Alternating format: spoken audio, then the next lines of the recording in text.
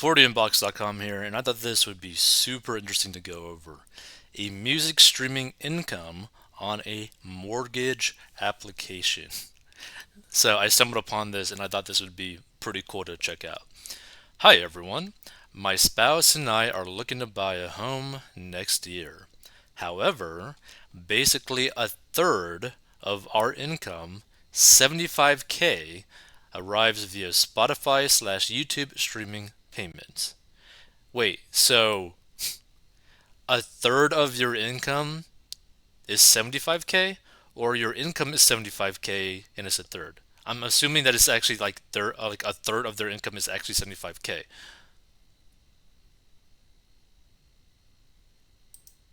That's crazy. This started about 3 years ago. Before that, the income was more negligible.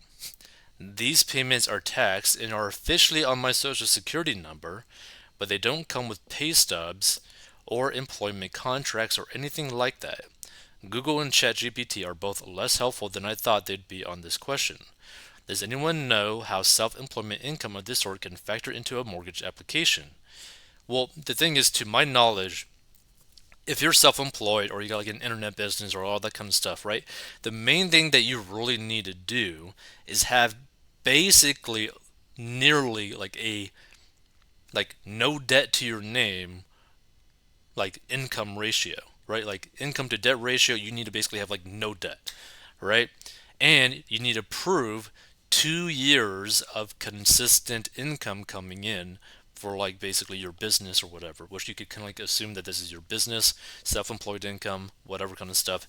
It doesn't necessarily matter about being like, necessarily being like an LLC or whatever, but you need to have like 2 years of proof of like income for this to really factor in to help you, right? Which this has been about 3 years. So over 3 years, they see that is basically been increasing, which would work in your favor. So, does anyone know what kind of proof will they typically need to ensure that this is a reliable, steady source of income?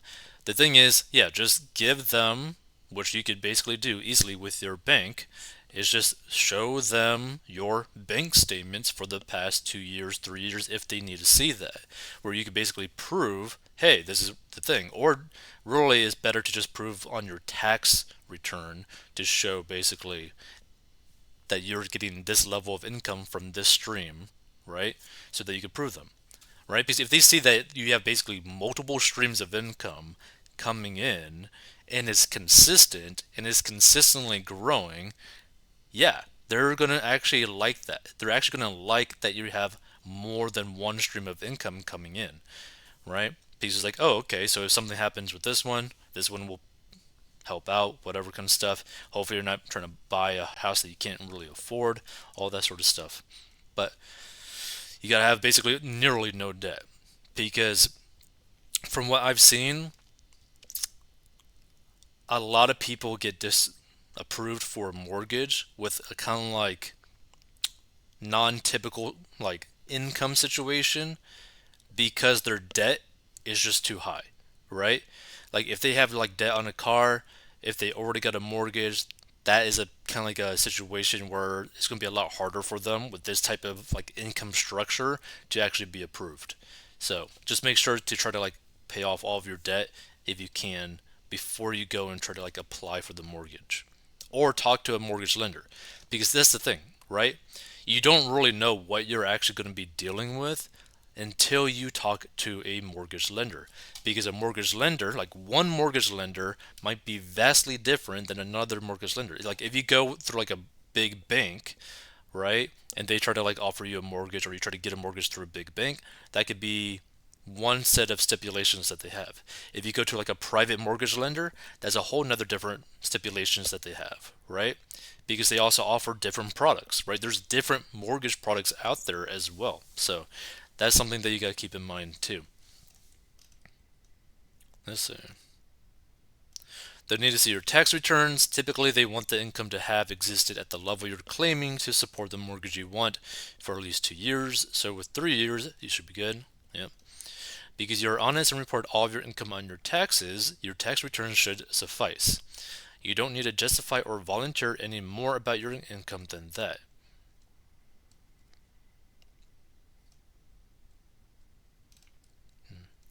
Let's see.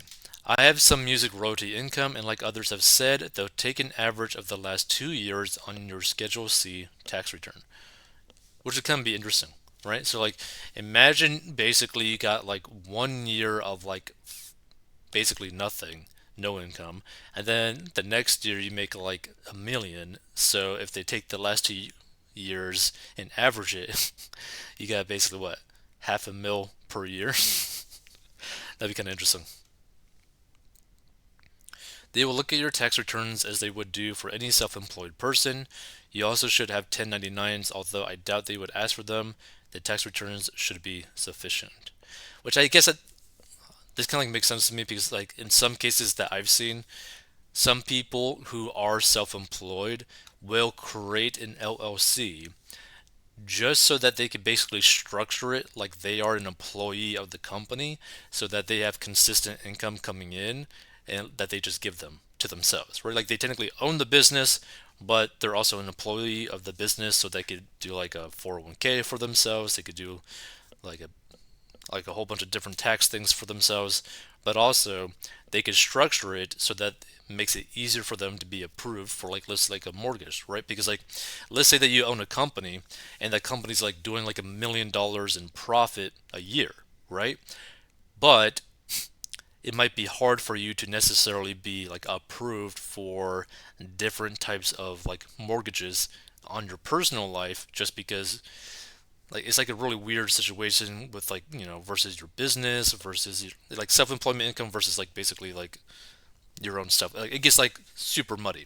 So a lot of people will literally just create like an LLC, pay them like 10 or 20K a month in like income so that basically they have the pay stubs as like a record to make it like super easy for them to be approved for these different types of loans. But to me, the way I view it is like just make as much money as you can, don't have any debt, stop trying to play the game of like tax loopholes and like, you know, approval loopholes to make it easier for yourself. Like just make a bunch of money, buy your stuff. Make it simple, you know? But I don't know. I think it's still pretty cool though. I mean, I thought this was just super interesting because I mean, imagine you were like a third of your income was coming from like a different stream than like your job, right? Imagine, I mean, this is actually probably would be like an ideal situation for a lot of people where like you had your job income, then you had basically recurring passive income like this, like music streaming income. You create something once, you get paid for it over time, and also real estate income, right? So like let's say that you put money towards like real estate that you own, you rent it out, you get monthly income coming from that, which is pretty nice. Right, like that'd be a pretty cool situation. You could also do something similar by putting it into like stocks as well instead of real estate, or you could have all four. You could have this like music streaming YouTube, like side hustle, social media, whatever kind of stuff, right? Or like a book that you publish that just gets bought over time. Got your job income, got your real estate income, and got your stock income because some stocks offer dividends. So you just have multiple streams of income where only one is really active. Where like you gotta actually be there 9 to 5 or whatever your schedule is to actually make the money. So that'd be a pretty interesting way to set up your life in terms of like income. That'd be pretty cool. If you want to learn how to get out of debt, go to 40inbox.com. Stay tuned for more financial commentary, news commentary as well. Feel free to give your thoughts below. Subscribe, hit the like button, listen to it on the podcast. See you in future episodes.